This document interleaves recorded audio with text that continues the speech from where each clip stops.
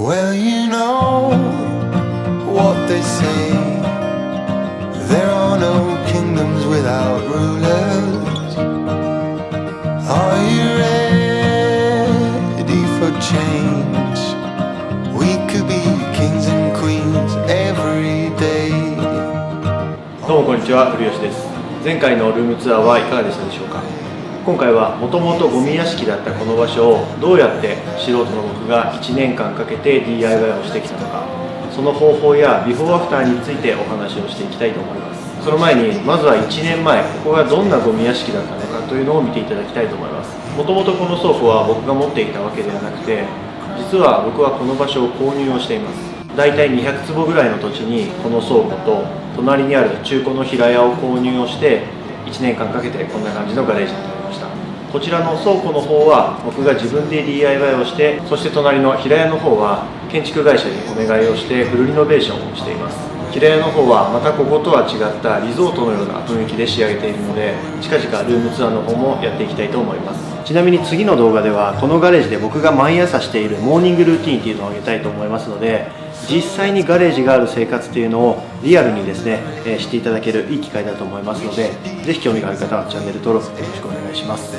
で、前回のですねガレージツアーについてもまだご覧になっていない方がいらっしゃったら、結構力を入れて作りましたので見ていただけると嬉しいなというふうに思います。今後このチャンネルでは父親にキャンピングカーをプレゼントするために一からキャンピングカーを作る企画みたいなものをやってみたいなというふうに思っています。ぜひですね、応援していただける方はコメントや高評価をしていただけると嬉しいです。では早速こんな感じのゴミ屋敷をどうやってインダストリアルなガレージにすることができたのか、そのお話を一緒に回りながら説明をしていきたいと思います。念のために言っておくと、僕は DIY については素人でプロでもなくて、どちらかというとかなり大雑把な性格なので、趣味で作った空間として捉えていただけると嬉しいです。それでは早速見ていきましょう。それではまずガレージを建てる方ならおそらく皆さん迷うであろう断熱材の話をしたいと思います。この壁は今は見ていただくと、おそらく木の壁にしか見えないと思うんですが、実はこの中には断熱材が二重に仕込んであります。こんな感じですね。で、断熱材があるのとないのとでは全く、暖かさが違います。まだ夏場は扇風機とかをつければいいんですが、冬はですね本当に隙間風が入ってきて寒いので、ガレージをこれから DIY していきたいという方はですね、断熱材はぜひ入れることをお勧めします。で、どんな断熱材を僕が使ったのかというと、スタイロフォームという断熱材を使っています。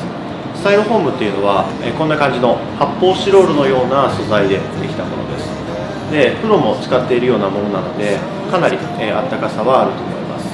そして幅によって値段は違うんですが、僕はですね 30mm の断熱材と 25mm の断熱材合わせて 55mm の断熱材をここに入れてます。これだけ入れればかなり暖かくなりますが、一般的にはですね一重でもいいと思います。僕はかなり雑にやってしまって結構穴だったりとか割れたりしてしまったので、だったらもう一周やろうということで20にしました。だいたい値段はですね一つのベニヤ板のサイズでおそらく1000円ぐらいかなというふうに思います。このガレージ自体は、今3面ほぼ3面張っているんですが、ソファーがあるこちら側、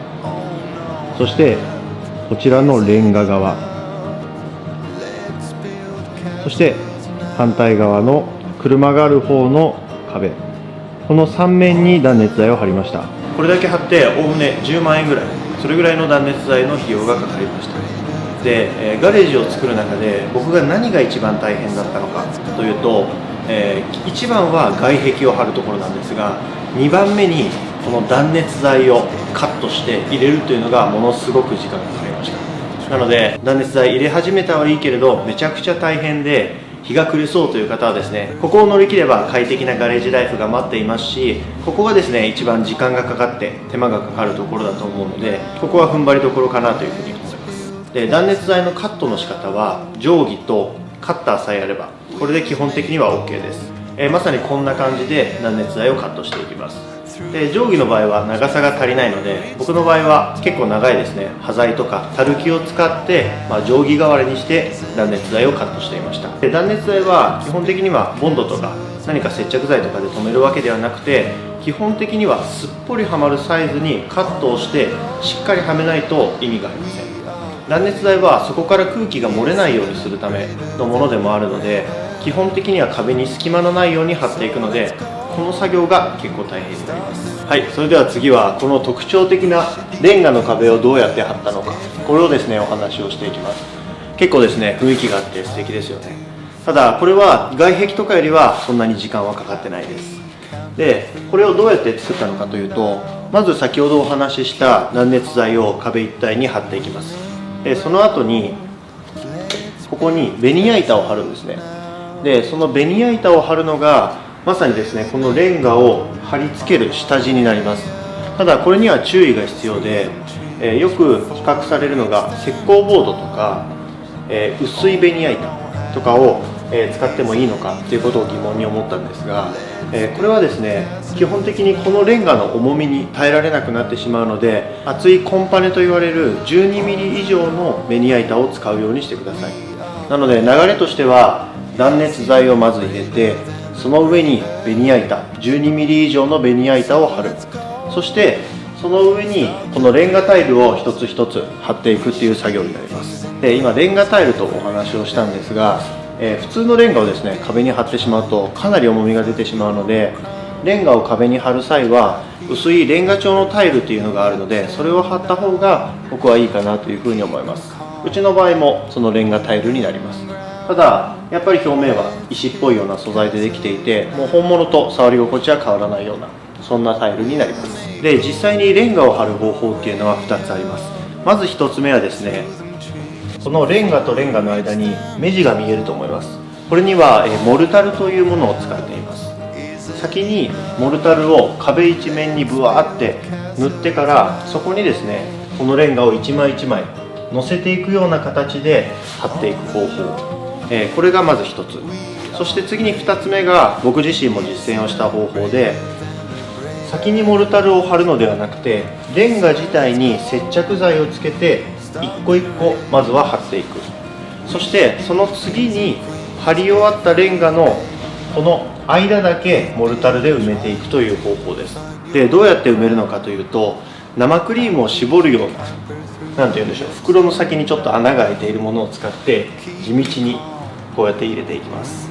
これもですね結構大変です。ただ壁を貼る作業の中ではそんなに大変な方じゃないのかなというふうに思います。で実はレンガのいいところって、これを見ていただいてちょっとヴィンテージっぽいとかアンティークっぽいなので、僕も結構すごい好きなんですが、これですね別にわざとこうやってやってるわけじゃなくて、綺麗にやろうとしてるんですが結局汚くなってしまって、こことかももう白くぼやけちゃってるんですけど、これも意外と味になるじゃないですか。なのでレンガを使うっていうのはある意味、下手な人、僕みたいに大雑把な人がやっても割と馴染んでくれる、ヴィンテージ感が増してくれるので、大雑把な人はレンガを選ぶのは結構いいのかなというふうに思っています。逆にこれが木だったりすると、間がだんだん開いてきて中の断熱材が見えてしまったりとか、そういうことが起きるので、結構ですねうまくカモフラージュするにはこのレンガはおすすめです。で大体どれぐらいの費用がかかったのか、ここはですね結構気になるポイントだと思うんですけど、で僕の場合は大体この、壁がですね20平米ぐらい、あるんですが、その20平米で、目地代、そしてタイル代と接着剤代含めておそらく全部で10万円ぐらい、それぐらいの金額がかかっています。でこれはですねおそらくレンガを貼るっていうところだけを考えると割と安い方かなと思います。でこのレンガとか、タイルを安くする方法っていうのがあって、実はですね意外とこういったタイルってアウトレット品で販売されていることがあるんですね。なので僕のこのタイルもだいたい定価の 70% オフとか、それぐらいの、ディスカウント価格で買ってます。意外とですねネットとかでもタイルアウトレットっていう風に検索をすると結構出てくるので、それもですねタイルを使う際はぜひそういったアウトレットタイルを使うとかなり安くできるかなというふうに思います。あと皆さんですねおそらく気になるのは、かかる日数とかどれぐらいの時間でこれが完成したのかっていうところなんですけど、これはですね断熱材のところからお話しするとかなり長くなってしまうので、もう下地が完成しているコンパネが貼ってある状態からで考えると、もう大体もう1週間ぐらいあれば、もう一日中作業すれば20平米ぐらいだったらそうですね丸5日とかそれぐらいで終わるかなというふうに思います。ただ結構地道な作業なので根気は必要かなと思います。すみません、動画が長くなってしまったので、続きは後編をご覧ください。ちなみに外壁や中の木張りのことについて話しています。 Are you ready for change?